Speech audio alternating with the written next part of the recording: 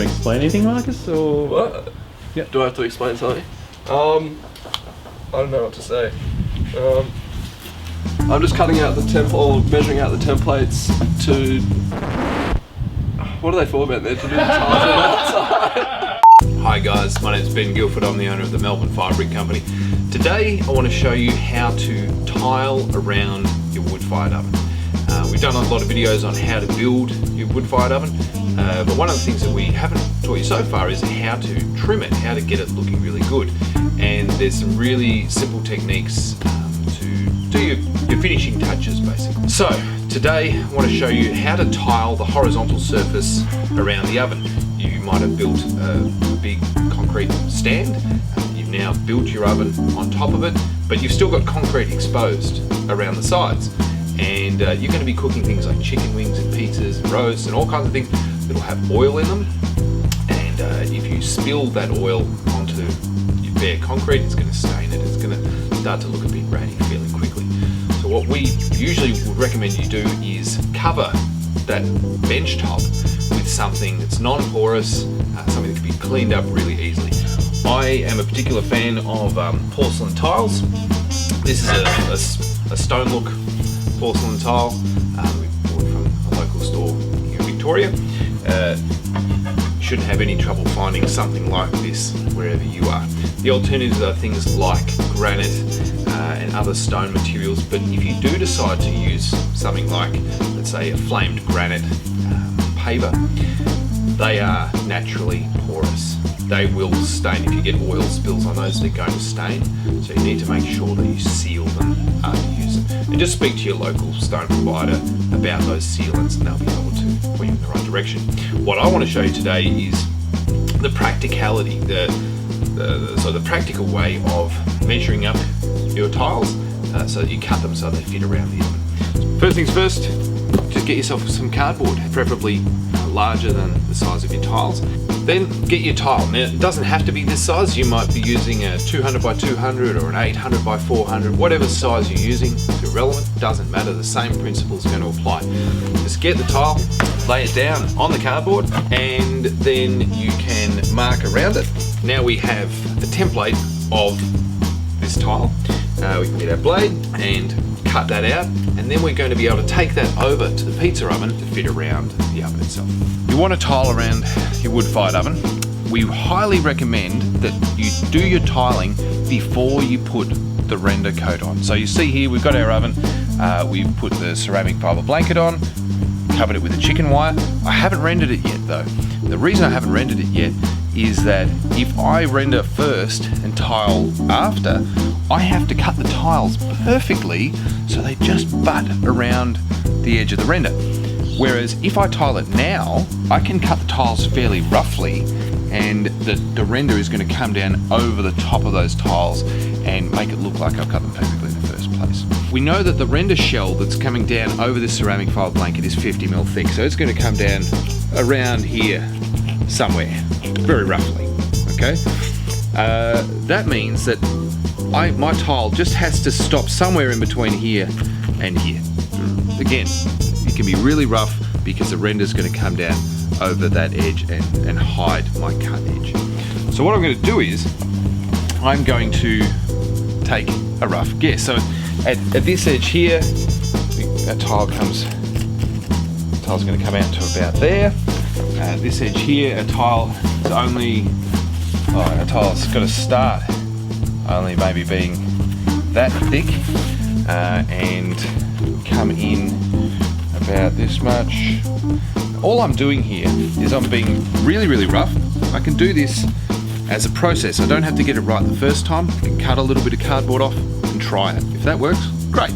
If not, cut a little bit more off and keep just changing that curve until I get it right. So I'm going to have a bit of a crack. So I'm going to try cutting that much off and just see if that works. Okay, so this is our first cut, this is our first try. I don't actually think it'll be perfect, but let's give it a go. So pop that on here, and I can see, oh, it's touching here. It's a little bit tight in here. Out here, it's looking pretty good. At this end, it's looking pretty good, but it looks like I went a little bit flat on this line here. So I'm just going to take a little bit more out, just round that circle out a little bit more and try it again. Now this particular customer is planning on putting blue board on the side of the stand. So we're going to bring, blue board is a cement sheet. In this case it would be, I believe, 7.5 mil thick. So we want our tiles to actually overhang the edge of the stand by maybe 10 mil. And that means when his blue board comes in, it's going to be resting in with the tile hanging over the top. And then when he renders up the side of that board, the render will come in just underneath the tile.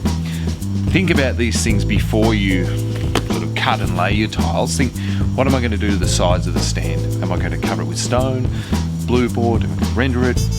What's your plans there? Make sure you have that in the back of your mind before you stick these down, because it's fairly permanent. All right, now that, to me, is looking really good. I've actually got, remember where our line is, if I wanted to, I could move this tile out quite a bit, push it in. I've got this tolerance here because I haven't put the render on yet. All right, so now that we've got this template, I'm actually going to put that in place. I'm going to line that up, make sure I give myself the overlap that I'm wanting. Then I'm going to mark it on the stand where this one finishes.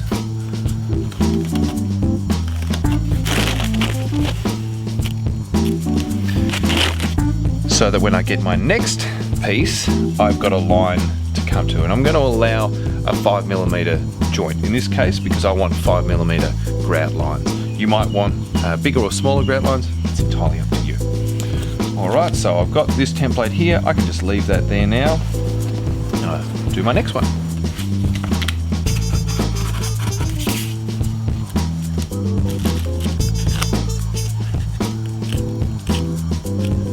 Now, these pieces are complex because they have curves in them. I want to put a tile across here. I'll actually want to run a little piece of tile up the side, landing up the stand. So these are just going to be simple rectangles. I could render this surface, but I prefer to tile it. Now these are simple shapes. I don't need to do cardboard cutouts of these. They're simple rectangles. So all I have to do is measure the length and the width of each one, and then I'm going to transfer that onto a tile and cut it out. Once you've made your templates for one side, they should actually work on the other side of the oven as well if everything's symmetrical. Now don't assume that everything's symmetrical. It's not uncommon for you to find that your tiles might be 10 or 15 mil different on one side to the other. So you can take your cardboard templates and flip them over and just pop them on and just check that they're going to fit. If they're going to fit, great, not a problem. If not, make yourself up a separate set for the other side so that you know that all your tiles are going to go together really nicely. You've got your cardboard templates all cut out, ready to go. It's time to actually cut the tiles. So get your template, which should fit really nicely onto your tile, and get a marker, trace that line out. Now we're cutting tiles. I'll be using an angle grinder here with a diamond blade. You can get these at pretty much any hardware store, and if you don't have your own angle grinder, chances are you'll have a friendly neighbour who will make you one. It does put off a lot of dust, so I'll be wearing my safety glasses, my earmuffs, gloves, and a mask, particle filter mask. So that's our first tile cut. Now we do have to use an angle grinder when we're cutting curves. I don't claim to be an expert on tiles, but as far as I know, it is the only way of actually cutting a curve into a tile like this or a piece of stone, unless you go down the path of water jet cutting or something insane like that. But the small amount that we're doing, angle grinder with a diamond blade is the way to do it.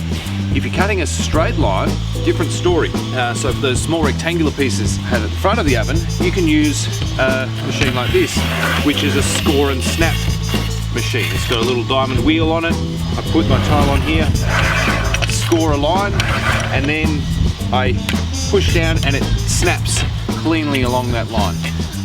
All of the tiles are cut. We've set them out, they're looking good. We're now ready to lay them. Mixed up some tile adhesive. This is something you can buy from any hardware store. We're not getting any heat out here. The heat is being trapped in the oven by the insulation, so we can use ordinary tile adhesive to hold down these tiles. I've made a little spacer here at base of the tiles such that they're overhanging the edge of the stand by 13mm. So what I've done is I've taken a tile, which I know is 10mm thick, and I've got a couple of little 3mm plastic spacers. I've just taped them to the back. And what I'm going to do is I'm going to use those to gauge the overhang of the tile. Make sure the surface is nice and clean before you put any adhesive on it, because if you've got dust on there, the adhesive's not going to stick very well. Spread that out. Don't have to worry too much about getting it perfectly flat, because we have a trick. It's a couple of dollars at your local hardware store. And this is an adhesive notcher. So we just drag that, rest that on the surface and drag it through the adhesive. We wanted that notched surface. So I get my tile and I just lay that on there. Get my little spacer. I want to make sure that I've got that, so I need to come out a little bit. Move that out.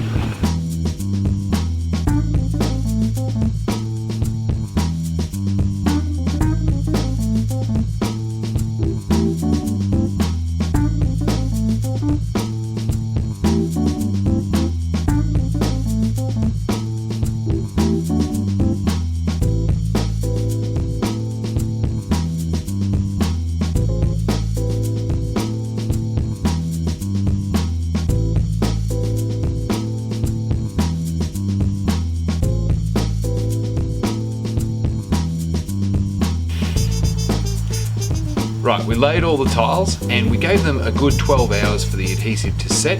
The last step is to grout up the joints. So you can see here we've got a gap in between the tiles, and wherever the tiles meet there'll be a gap there that needs to be filled in. What you're going to use is what's called grout. You can buy it in any hardware store and you can get it in a whole range of different colours. So pick a colour that suits your tiles and you just mix it up to a sort of a wet paste. Work it into all of the joints and then wipe it back.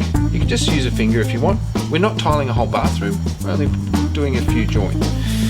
Wipe it in, let it set for about half an hour, and then come back with a wet sponge and rub over the top of it, and that'll just take off any of the excess and leave you with a nice, neat grout joint.